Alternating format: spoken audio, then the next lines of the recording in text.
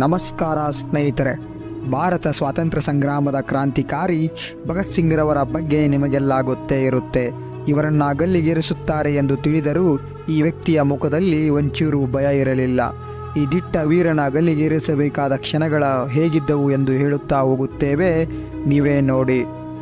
ಇನ್ನು ಯಾರು ಈ ವಿಡಿಯೋಗೆ ಲೈಕ್ ಮಾಡಿಲ್ಲ, ಹೋಗಿ ಒಂದು ಲೈಕ್ ಮಾಡಿ ಹಾಗೂ ನಮ್ಮ ಕನ್ನಡ ಕ್ರಾಂತಿ ಚಾನಲನ್ನು ಸಬ್ಸ್ಕ್ರೈಬ್ ಮಾಡಿಕೊಳ್ಳಿ. ಭಗತ್ ಸಿಂಗ್ ರವರು 28 ಸೆಪ್ಟೆಂಬರ್ 1907ರಲ್ಲಿ ಜನಿಸುತ್ತಾರೆ. ಇವರ ಹುಟ್ಟೂರು ಪಂಜಾಬಿನ ಜರನ್ವಾಲಾ ತಾಲೂಕಿನ ಬಂಗಾ ಎಂಬ ಪುಟ್ಟ ಹಳ್ಳಿ. ಇವರ ತಂದೆಯ ಹೆಸರು ಕಿಶನ್ ಸಿಂಗ್ ಹಾಗೂ ಇವರ ತಾಯಿಯ ಹೆಸರು ಶ್ರೀಮತಿ ವಿದ್ಯಾವತಿ. ಇವರ ತಂದೆ ಜೀವ ವಿಮಾ ಕಂಪನಿಯಲ್ಲಿ ಏಜೆಂಟ್ ಆಗಿ ಕೆಲಸ ಮಾಡುತ್ತಿರುತ್ತಾರೆ. ಮಹಾನ್ ರಾಷ್ಟ್ರಭಕ್ತನಾಗಿದ್ದ ಭಗತ್ ಸಿಂಗ್ ರವರಿಗೆ ಸ್ಫೂರ್ತಿಯಾಗಿದ್ದು ಬೇರೆ ಯಾರೂ ಅಲ್ಲ, ಭಗತ್ ಸಿಂಗ್ ರವರ ಚಿಕ್ಕಪ್ಪ ಅಜಿತ್ ಸಿಂಗ್. ಹೌದು ಸ್ನೇಹಿತರೆ, ಅಜಿತ್ ಸಿಂಗ್ ರವರು ಭಾಷಣಕಾರರಾಗಿದ್ದರು. ರೈತರ ನಡುವೆ ಹಲವಾರು ಚಳುವಳಿಗಳನ್ನು ಸಂಘಟಿಸಿ ಬ್ರಿಟಿಷರ ವಿರುದ್ಧ ಸಿಡಿದೇಳುವಂತೆ ಮಾಡುತ್ತಿದ್ದರು. ಆದರೆ ಇಂತಹ ವೀರನನ್ನು ಬ್ರಿಟಿಷರು ತಮ್ಮ ಬಂಧನದಲ್ಲಿ ಇರಿಸಿಕೊಂಡಿದ್ದರು.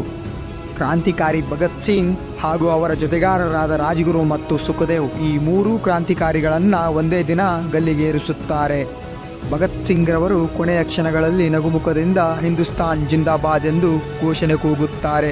ತಮ್ಮ ಶಿವಗರ್ಜನೆಯ ಧ್ವನಿಯಿಂದ ಜನರಿಗೆ ಸಂದೇಶಗಳನ್ನು ಕೊಡುತ್ತಾರೆ.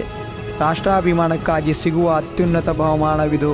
ಅದು ನನಗೆ ಸಿಗುತ್ತಿದೆ ಎಂದರೆ ಅದು ನನ್ನ ಹೆಮ್ಮೆ. ನನ್ನ ಬಾಹ್ಯ ದೇಹವನ್ನು ನಾಶ ಮಾಡಿ ಬ್ರಿಟಿಷರು ನನ್ನ ದೇಶವನ್ನು ಸುರಕ್ಷಿತವಾಗಿ ಇಟ್ಟುಕೊಳ್ಳಬಹುದು ಎಂದುಕೊಂಡಿದ್ದಾರೆ. ಅದು ತಪ್ಪು ಕಲ್ಪನೆಯಷ್ಟೇ.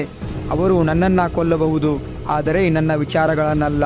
ವಿಚಾರಗಳಿಗೆ ಸಾವಿಲ್ಲ, ಸಿದ್ಧಾಂತಗಳಿಗೆ ಅಳಿವಿಲ್ಲ ಹೇಳಿ ಯುವ ಜನತೆಯಲ್ಲಿ ಹುಮ್ಮಸ್ಸು ಚಿಗುರುವಂತೆ ಮಾಡಿದರು. 23 ಮಾರ್ಚ್ 1931 ಲಾಹೋರ್ನಲ್ಲಿ ಈ ಮೂವರು ಕ್ರಾಂತಿಕಾರಿಗಳನ್ನು ಗಲ್ಲಿಗೇರಿಸಲಾಯಿತು. ಗಲ್ಲಿಗೇರಿಸುವ ಪ್ಲಾಟ್ಫಾರ್ಮ್ ಮೇಲೆ ನಿಂತು ಹಗ್ಗಕ್ಕೆ ಮುತ್ತ ನೀಡುತ್ತಾ ನಗುವ ಮುಖದಿಂದ ಹಿಂದೂಸ್ತಾನ್ ಜಿಂದಾಬಾದ್ ಎಂದು ಘೋಷಣೆ ಕೂಗಿದರು. ತಮ್ಮ ಪ್ರಾಣ ತ್ಯಾಗ ಮಾಡಿದರು. ಸುಖದೇವ್, ರಾಜ್ಗುರು ಮತ್ತು ಭಗತ್ ಸಿಂಗ್ನಂತಹ ಕ್ರಾಂತಿಕಾರಿಗಳ ಈ ವಿಡಿಯೋಗೆ ಒಂದು ಲೈಕ್ ಕೊಟ್ಟು ಜೈ ಭಾರತ್ ಎಂದು ಕಾಮೆಂಟ್ ಮಾಡಿ ಹಾಗೂ ನಮ್ಮ ಕನ್ನಡ ಕ್ರಾಂತಿ ಚಾನಲನ್ನು ಸಬ್ಸ್ಕ್ರೈಬ್ ಮಾಡಿಕೊಳ್ಳಿ. ಧನ್ಯವಾದಗಳು ಸ್ನೇಹಿತರೆ. ಜೈ ಹಿಂದ್, ಜೈ ಕರ್ನಾಟಕ ಮಾತೆ.